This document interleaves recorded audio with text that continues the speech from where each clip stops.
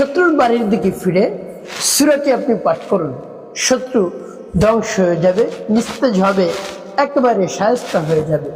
প্রিয় ভাই বোনেরা, শত্রু আপনার বিরুদ্ধে আর কোনো ধরনের মুখ খুলতে পারবে না, সেই শক্তি তার থাকবে না, একেবারে নিস্তেজ হয়ে যাবে। প্রিয় ভাই বোনেরা, আপনার ক্ষতি করার জন্য সে 10 বার ভাববে যে আমি তার ক্ষতি করব, আমার তো ক্ষতি হয়ে যাবে।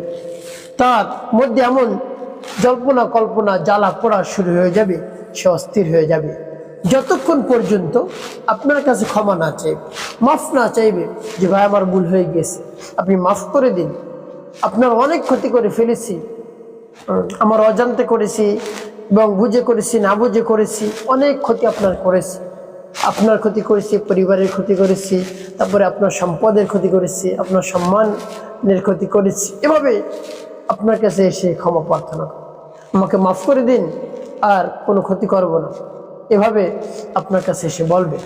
আপনি যদি একটি সূরা পাঠ করতে পারেন শত্রুর বাড়ির দিকে ফিরে, প্রিয় ভাই বোনেরা, শত্রু ধ্বংস হয়ে যাবে।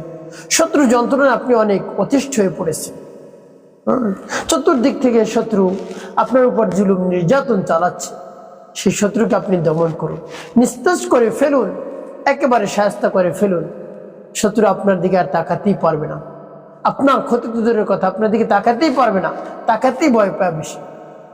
প্রিয় ভাই বোনেরা, অনেক রকমের শত্রু থাকতে পারে, আপনার সম্মান নষ্ট করে শত্রু। হাটে ঘাটে, মাঠে বাজারে, রাস্তাঘাটে, যেখানেই দেখা হয় আপনার সাথে শত্রু আপনার সম্মান নষ্ট করে। কেমন করে? শত্রু হয়তো আপনার চেয়ে বয়সে ছোট, আপনার নাম ধরে ধরে ডাকে, আপনার নাম ধরে ডাকে, আর আপনি তো একজন সম্মানিত ব্যক্তি, আর আপনার শত্রু তো কোনো ধরনের সম্মান নেই, অসম্মানিত একজন ব্যক্তি। তাই সেই শত্রুকে আপনি দমন করুন, শায়েস্তা করুন, আপনার এই সম্মান নষ্ট করে আপনি সেই শত্রু। প্রিয় ভাই বোনেরা, সবকিছু হারিয়ে গেলে পাওয়া যায়, সম্মান হারিয়ে গেলে কি পাওয়া যায়? এজন্য শত্রু যন্ত্রণা অতিষ্ঠ হয়ে পড়েছেন, দমন করে ফেলুন, নিস্তেজ করে ফেলুন। অবশ্যই রব্বি কারিম শত্রুকে নিস্তেজ করে দেবেন, একেবারে দমন করে। প্রিয় ভাই বোনেরা, এভাবে আরো অনেক ধরনের শত্রু থাকতে পারে।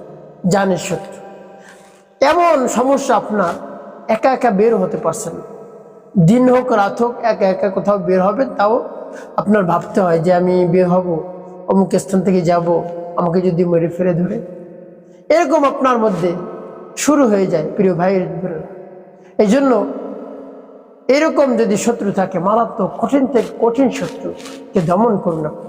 হতে পারে শত্রুর অনেক টাকা পয়সা রয়েছে, জনবল রয়েছে, অনেক শক্তি রয়েছে, কিন্তু আপনার শক্তির সামনে তার শক্তি কিছুই থাকবে না।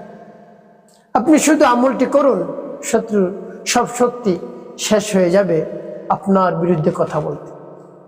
প্রিয় ভাই বোনেরা, তারপরে আপনার পরিবারের শত্রু থাকতে পারে, পরিবারের মধ্যে এসে এমন এমন কথা বলবে, এমন এমন ভাবভঙ্গি দেখাবে, আপনার ফ্যামিলিটা একেবারে শেষ হয়ে যাবে, ঝগড়াঝাটি শুরু হয়ে যাবে আপনার ফ্যামিলির মধ্যে। প্রিয় ভাই বোনেরা, তারপরে সন্তানের শত্রু থাকতে পারে, সন্তানকে দেখতে পারে না, সন্তান আপনার সন্তানটা ভালো, সে দেখতে পারে না আপনার শত্রু যে তার সন্তান ভালো, আমার সন্তান তো কথা শুনে না, অবাধ্য, তো কেমন করে ক্ষতি করা যায়, লেখাপড়া কেমন করে নষ্ট করে, সে চিন্তায় মগ্ন থাকে সদা সর্বদা। তারপর আপনার সম্পদ নষ্ট করে। আপনি ব্যবসা প্রতিষ্ঠান চালান, যে কোনো ব্যবসায় আপনি করেন না কেন, যে কোনো কাজ করেন, তার মধ্যে ক্ষতি সাধন করার চেষ্টা করে, ক্ষতি করতে চায়।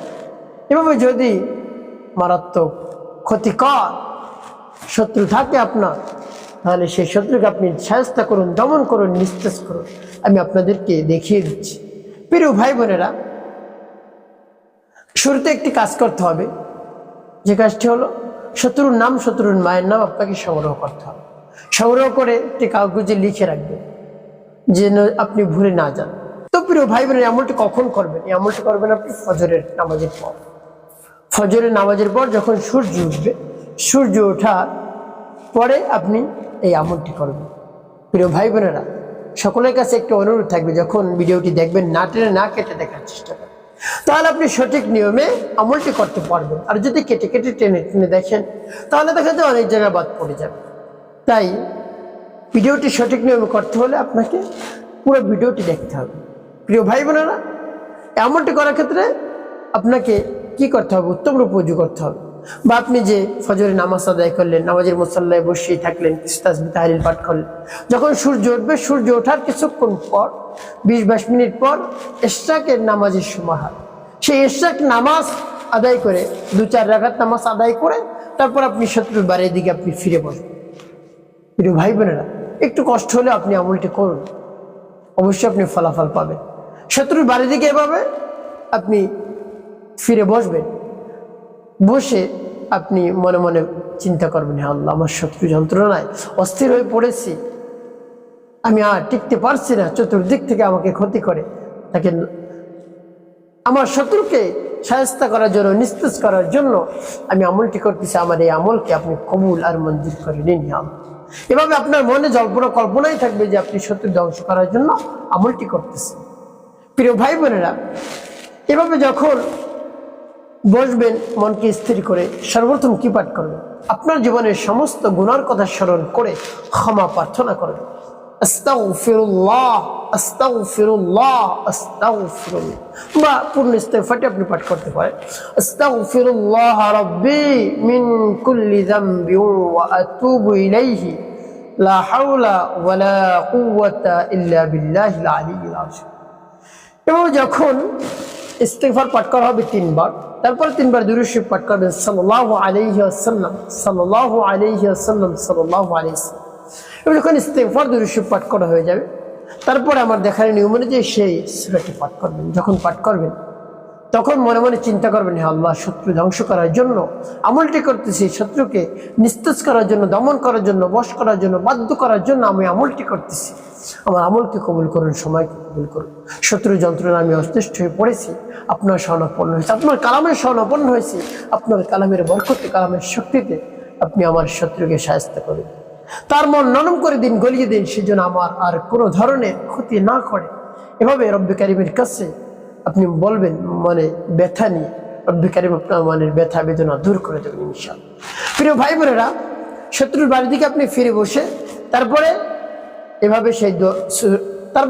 এভাবে সেই সূরাটি পাঠ করবেন। সূরা পাঠ করে কি করবেন আমি বলে দিচ্ছি, আগে সূরাটি বলে নেই। আপনি সহিশুদ্ধ করে সূরাটি পাঠ করবেন, যেমন বিসমিল্লাহির রহমানির রহিম, তাব্বাত ইয়াদা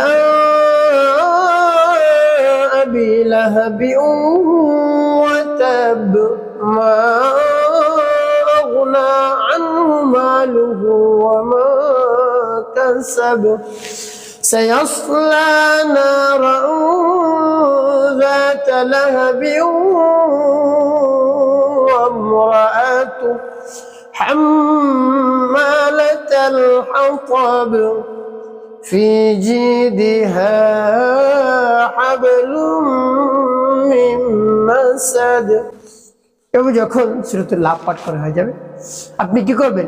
শাহাদাত আঙ্গুলে একটি ফু দিবেন, ফু দিয়ে শত্রুর বাড়ি দিকে এভাবে ইশারা করেন। তারপর আপনি আবারও পাঠ করবেন, বিসমিল্লাহির রহমানির রহিম, তাব্বাত ইয়াদা আবি লাহাবি ওয়া তাব, মা আগনা আনহু মালুহু ওয়া মা কাসাব, سيصلى نارا ذات لهب وامرأته حمالة الحطب في جيدها حبل من مسد। পাঠ করে আবারও ফু দিবেন, ফু দিয়ে শত্রুর বাড়ি থেকে এভাবে ইশারা করবেন।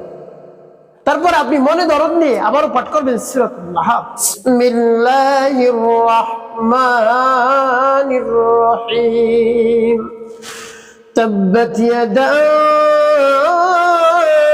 আবি লাহাবি ওয়া তাব, মা আগনা আনহু মালুহু ওয়া মা কাসাব, سيصلى نارا ذات لهب